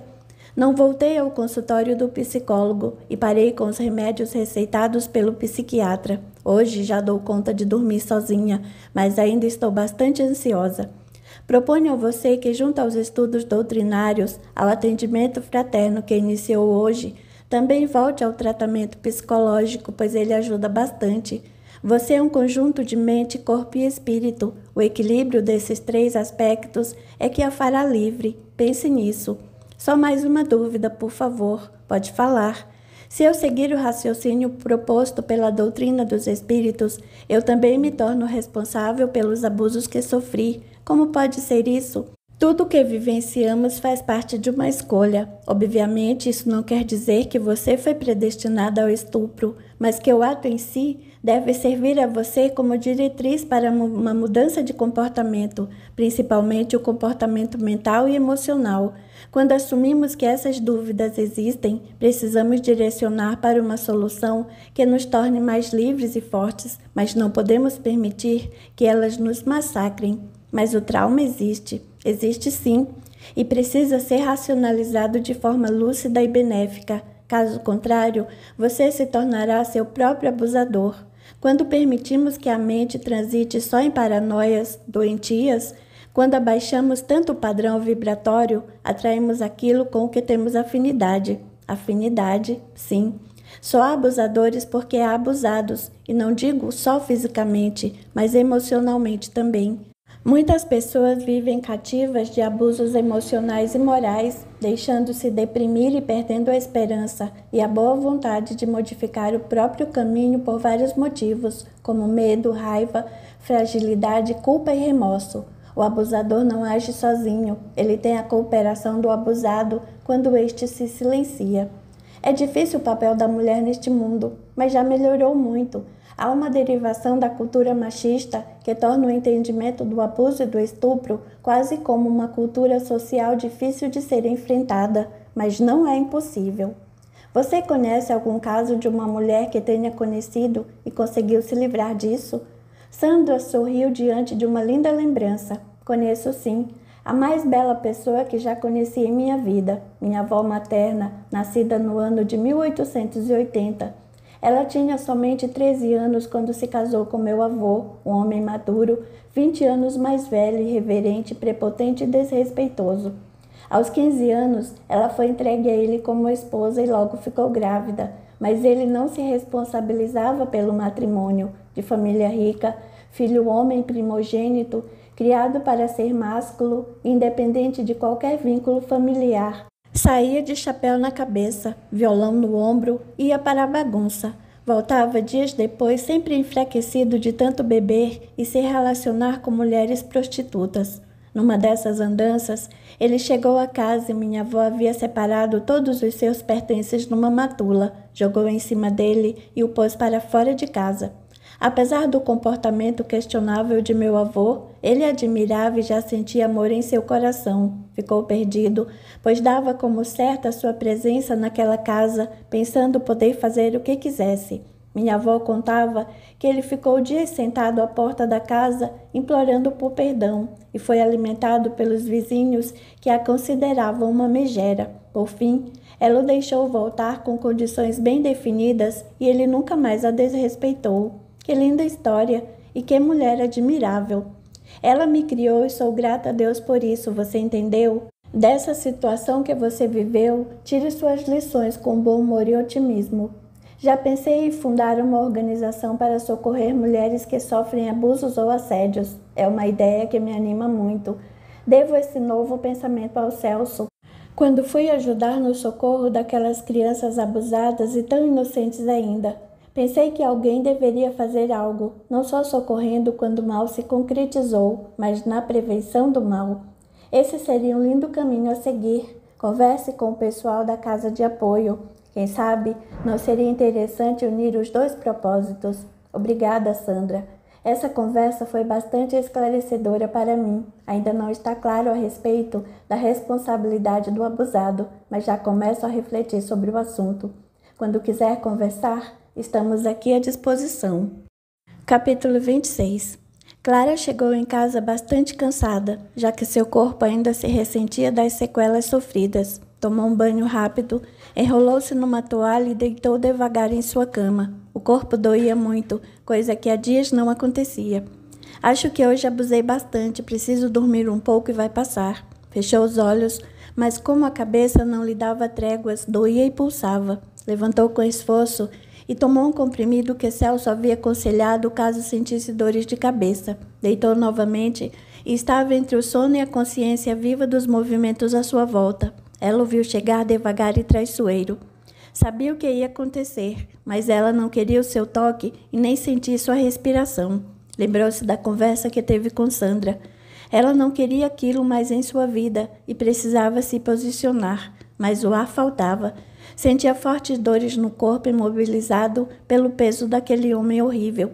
Forçou-se a respirar fundo e gritou com todas as suas forças. Não.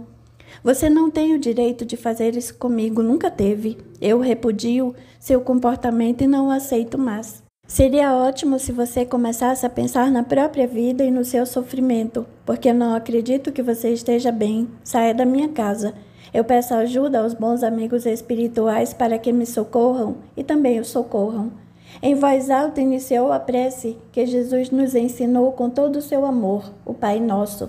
Clara sentiu o peso aliviar sobre si. A cabeça parava de doer e a respiração era pausada e fácil. Fechou os olhos agradecida e orou.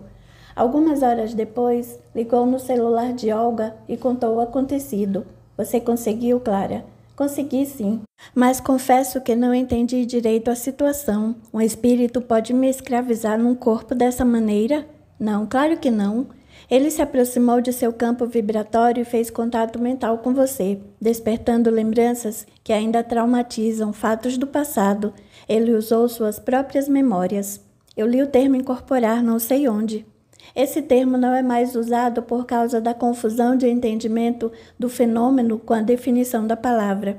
Hoje usamos o termo aproximação. O espírito não pode tomar o seu corpo de assalto e fazer o que bem entender. Lembre-se que para reencarnar, cada célula que se forma no útero da mãe é imediatamente ligada ao perispírito do reencarnante. Então, não tem como o espírito de outro habitar em seu corpo. É verdade. Preciso entender muitas coisas ainda para clarear minhas ideias. Domingo iremos à palestra, não é? Vamos sim. As crianças aguardam esse dia com ansiedade por causa da evangelização. As amigas conversaram por mais um tempo. Depois Clara comeu algo e deitou-se em sua cama novamente. Dormiu imediatamente um sono tranquilo e reparador. Enquanto isso, Celso levava sua vida da melhor maneira possível. Acabara de sair do centro de apoio e a cada dia se ligava mais e mais àquelas crianças tão necessitadas. Conversava com elas e procurava esclarecer e trazer esperança no futuro. A maioria doaria o filho logo após o nascimento. Para algumas, ele sentia que seria um alívio, mas para outras era um fardo pesado demais para carregar. Chegou a casa, tomou um banho e foi para a cozinha. Encontrou Dona Cláudia já preparando uma deliciosa sopa que viria calhar aquela noite fria. Boa noite, Dona Cláudia. Tudo bem por aqui? Tudo bem, sim. Nosso neném anda dando uns sustos, mas ainda não chegou a hora. Thaís está bem. Parece que anda conversando com o pai da criança, o Léo, mas ainda não contou a ele sobre a gestação. Menina de cabeça dura. Qualquer um vê que o rapaz a ama. Apesar do mau gênio de minha filha, ele não desiste. Não se preocupe, Dona Cláudia. Antes da criança nascer, tenho certeza de que Thaís vai contar a ele, que ficará muito bravo por ter perdido esses momentos únicos, mas ele a perdoará. Espero que sim, Celso. Mas você parece cansado? Algum problema com as meninas? Graças a Deus, hoje não. Mas fico angustiado com a situação emocional delas. Algumas sinto que sofrem com a ideia da adoção, mas elas não têm saída, não têm família, dependerão do Estado porque são menores. Isso está me deixando desequilibrado. Fazemos tão pouco, mas o problema é bem maior que isso. Celso, meu filho, você já está passando a maior parte de suas horas livres se dedicando a esse projeto. Conseguiu voluntários no hospital, o que tornou mais fácil o acompanhamento médico e da enfermagem.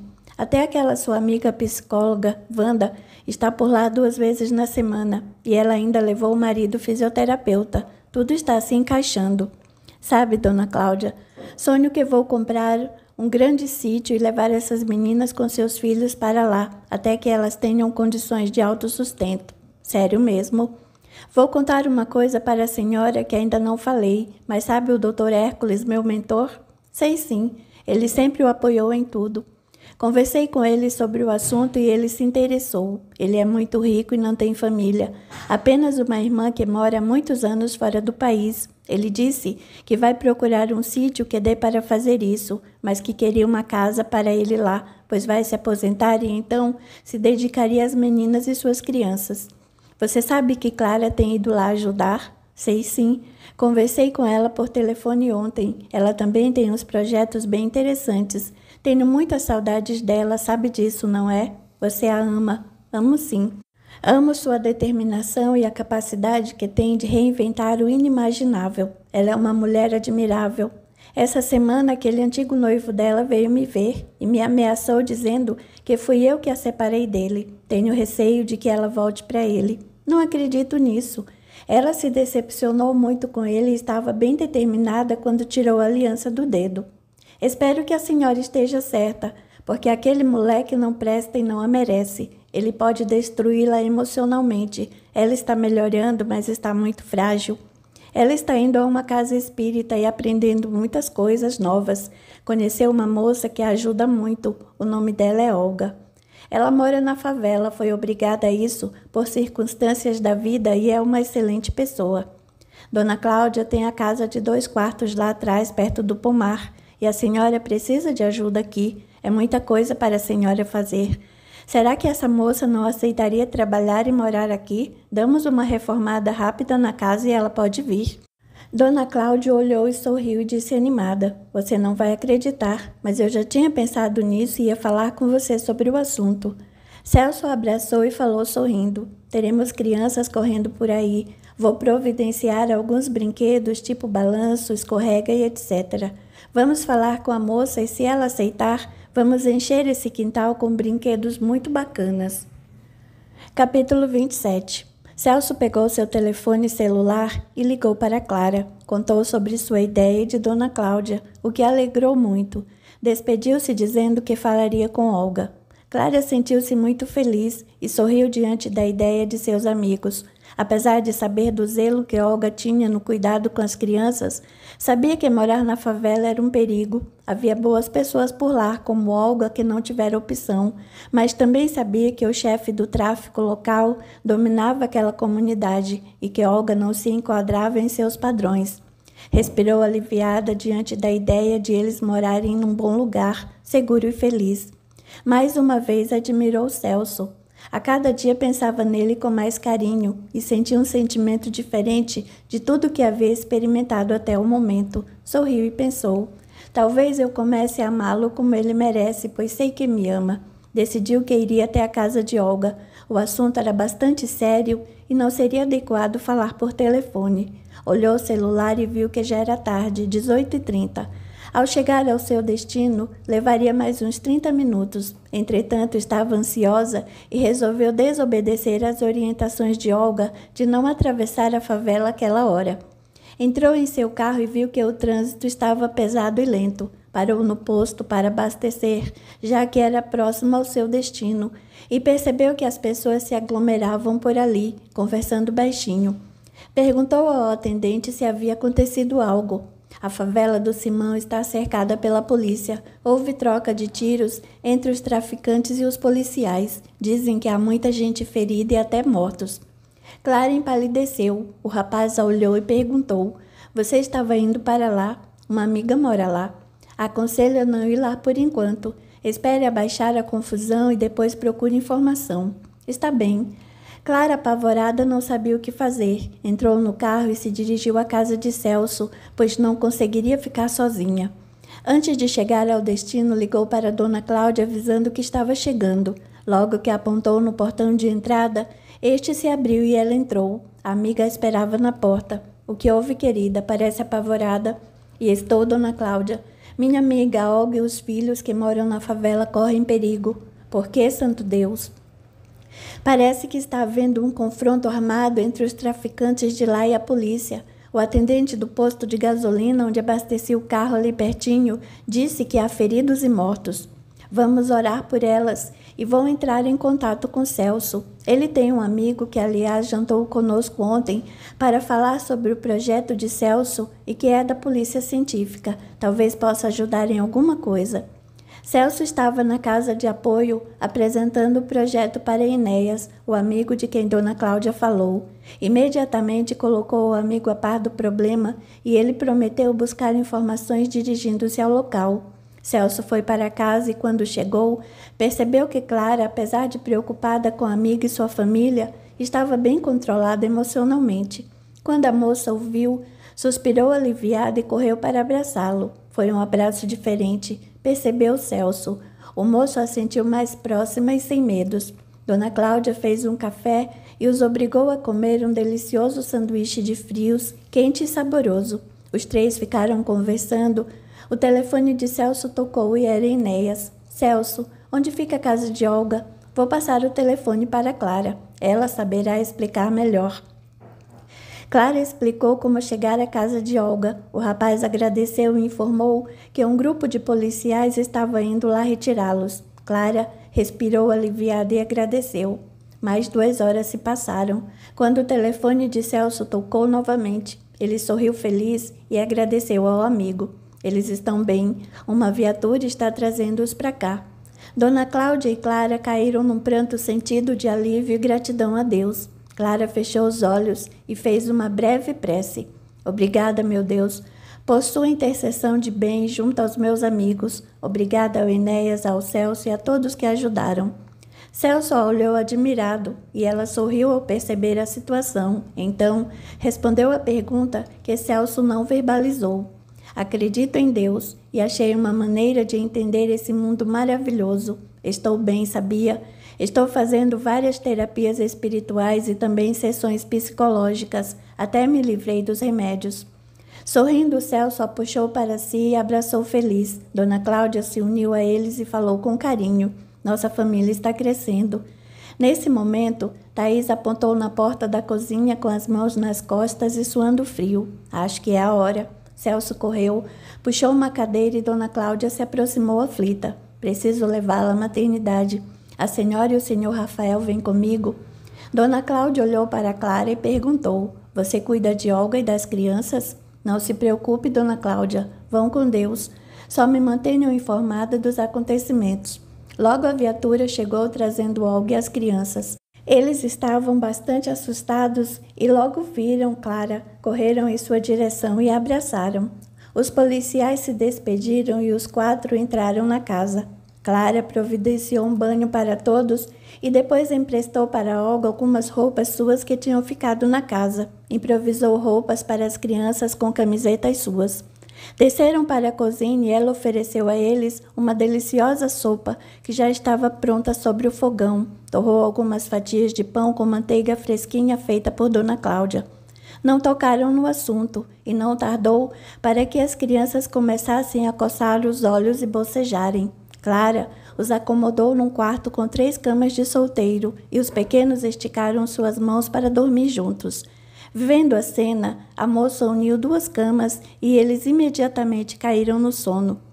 As moças desceram novamente. Clara ofereceu uma xícara de chá para Olga e fez outra para si. Nem sei como agradecer, Clara.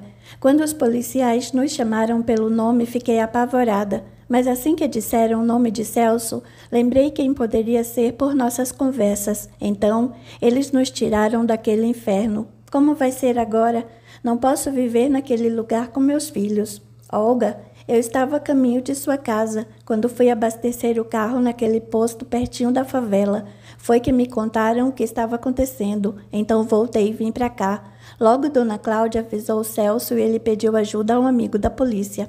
Eu não disse para você nunca ir lá à noite sozinha, eu sei, mas o que tinha para te contar não podia esperar. O que aconteceu?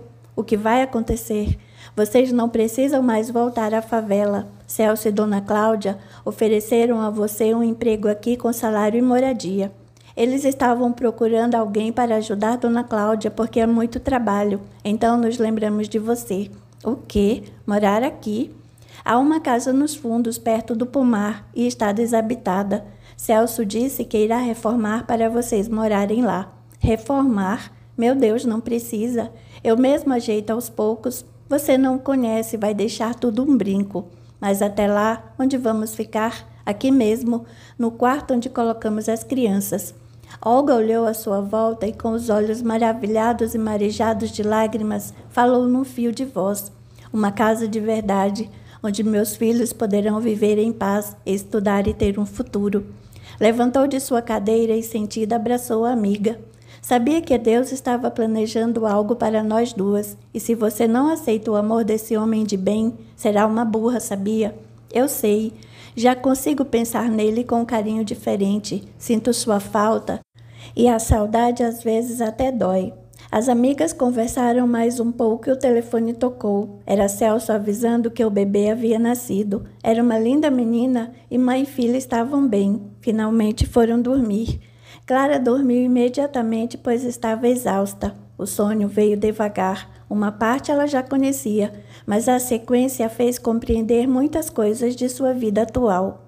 Havia-se passado alguns anos desde que seu marido desaparecera, mas ninguém questionava sua falta, pois na verdade havia sido um alívio para todos. Carlota era bondosa e justa, tratava bem a todos e a fazenda tinha prosperado muito. Inclusive, ela acabou comprando terras ao redor que estavam à venda. Entretanto, Carlota era uma mulher sozinha e triste. Olhava ao seu redor e sentia falta de um companheiro para dividir as responsabilidades que só cresciam. Sentia amor por José Evaristo, mas era casada e não viúva, o que não permitia que ela tivesse qualquer relacionamento afetivo com outro homem. Num dia de muita solidão, ela andava ao redor de seus canteiros de rosas. Já era alta madrugada quando encontrou seu amor ali à sua frente. Não resistiu ao seu olhar de carinho e caiu em seus braços fortes e protetores. Amaram-se além da conta. Dessa forma, começaram um relacionamento escondido de todos, mas ela não se importava, pois agora, todas as noites, tinha companhia em sua cama. Não era mais uma mulher apagada e triste, sorria e brilhava com a luz do amor que florescia. Certo dia, a mucama que a acompanhava a chamou de lado e perguntou: "Desculpa, sinhá, mas a senhora está esperando uma criança?" Carlota, assustada, pois nunca havia cogitado esse fato, olhou para a outra e verbalizou: não sei. Como eu posso saber? Posso ver para a senhora, sou a parteira da fazenda. Carlota descobriu a gravidez, chamou José Evaristo e contou a ele a novidade. O rapaz exultou de felicidade sem considerar as consequências. Eu preciso tirar essa criança, Narciso fará hoje à noite, mas é nosso filho, que não pode nascer, e de hoje em diante precisamos tomar cuidado para que não aconteça de novo. Precisamos arranjar um jeito de ficar juntos de vez. Não suporto mais me esconder como estamos fazendo. Nosso amor merece ser conhecido por todos. Não podemos. Ainda sou casada com aquele verme, mas ele está morto. Eu o matei, você esqueceu? José Evaristo abaixou a cabeça e mais uma vez silenciou e engoliu a dor que o consumia dia a dia. Carlota engravidou mais 5 vezes, e todas as 5 criaturas reencarnantes tiveram o mesmo fim, uma esperança ceifada no ventre. José Evaristo entrou em doloroso estado de depressão e deixou-se morrer. Carlota mais uma vez estava só, com remorsos e culpas que a consumiam. Nesse interim, angariou o ódio do ex-marido que a perseguia até hoje. Capítulo 28. Clara abriu os olhos e chorou muito. Lembrou-se dos ensinamentos da doutrina dos espíritos, que diziam que toda ação provoca uma reação de igual qualidade. Era a lei da ação e reação. Pensou sobre toda a história que tinha vivido em outra vida. Refletiu sobre o crime cometido contra uma criatura tão ignorante como era seu marido na época, sobre a presença de José Evaristo, sempre solícito, amoroso e nunca valorizado. Envergonhou-se dos abortos cometidos pelo medo do julgamento de outras pessoas e, principalmente, pelo medo de ser acusada de assassinato. Lembrou-se do abuso sofrido na adolescência, aquele que havia apagado de sua mente. No fundo, sempre havia desconfiado que seu pai e seus irmãos eram os responsáveis pela morte daquele monstro, uma história que se repetia em sua vida. Chorou sentida e sozinha, mas não se sentia só, era um desabafo necessário. Celso chegou da maternidade ao amanhecer do novo dia. Passando pelo quarto de Clara, ouviu seu choro e bateu na porta. Pode entrar. Você está bem? Estou sim, é apenas choro de alívio. Eu preciso dele agora. Como está Thaís e a neném? Estão ótimas. A menina é saudável e forte, linda como a mãe. Ah, Léo chegou lá agora, então saí para deixá-los à vontade. Dona Cláudia e Rafael estão lá babando. Foram tomar um café na lanchonete. Só boas notícias. Olga e as crianças dormem no quarto azul. Achei por bem deixá-los juntos. Depois você vê onde será melhor colocá-los. Ah, falei a ela sobre o trabalho, então depois vocês combinam o que fazer, está bem? Ótimo. Não vou deixá-los voltar à favela. Depois mando alguém buscar as coisas deles. Você está bem mesmo? Estou. Só queria conversar, mas você deve estar exausto. Estou acostumado às noites sem dormir. Posso me sentar na cama? Deita aqui ao meu lado, a conversa é longa. Celso, admirado com a atitude da moça, deitou ao seu lado e tomou sua mão entre a sua. Clara falou a ele sobre o que vinha aprendendo com a doutrina espírita. Depois falou sobre o sonho e que acreditava que eram lembranças de outra vida. Contou que desde que passara a conversar com a entidade que a perseguia há tempos, sentia certo alívio. Era como se o perdoasse e perdoasse a si mesma a cada conversa. Celso olhava com admiração e ela se aconchegou em seu ombro. Não posso ter filhos, mas posso participar desse projeto lindo que estamos vivendo junto à Casa de Apoio e que pode crescer muito mais. Inclusive, andei pensando que quando nos casarmos podemos adotar algumas crianças. Quando nos casarmos? Mas não somos nem namorados ainda, comentou Celso sorrindo feliz. Já somos sim. Senão, como posso explicar você aqui em minha cama? Os dois riram alto e a conversa continuou repleta de planos de amor e liberdade. Em determinado momento, Clara olhou para o rapaz e ele dormia em seus braços. Beijou de leve seus lábios e ele sorriu. A moça levantou e ficou observando o lindo homem adormecido. Ajoelhou-se ao lado da cama e orou com fervor, agradecendo o bem que a vida lhe destinou. Sabia que dali em diante tudo seria diferente, a vida seria mais leve, porque ela queria sim. Olhou para o lado e viu cabisbaixo e arrasado. Não se obrigue a continuar nesta senda de dor e sofrimento. Você está cansado. Veja, eu consegui a paz que sempre quis e sei que é apenas o começo. Terei dias bons e outros nem tanto, mas posso confiar em minha escolha, porque ela está livre de ódio. Hoje eu perdoo e o liberto de mim, porque sei que naquela época você fez o melhor que pôde. Era aquele o seu entendimento, mas hoje você sabe que há outra forma que o livrará das trevas. O homem desabou sobre si mesmo, e então ela viu as figuras de luz que o amparavam e lhe sorrir e agradecer. Ele se foi num halo de luminosidade que o libertou de si mesmo.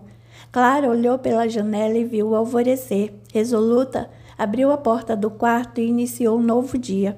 Ali naquela casa, havia encontrado a família espiritual que tão bem nos faz. Sorriu e pensou que já tivera seu minuto de silêncio. Ainda existiam problemas. Seu caso ainda era tratado pela polícia, mas ela precisava enfrentar esses momentos. Estava forte e esperançosa, e agora viveria o melhor da vida e do amor.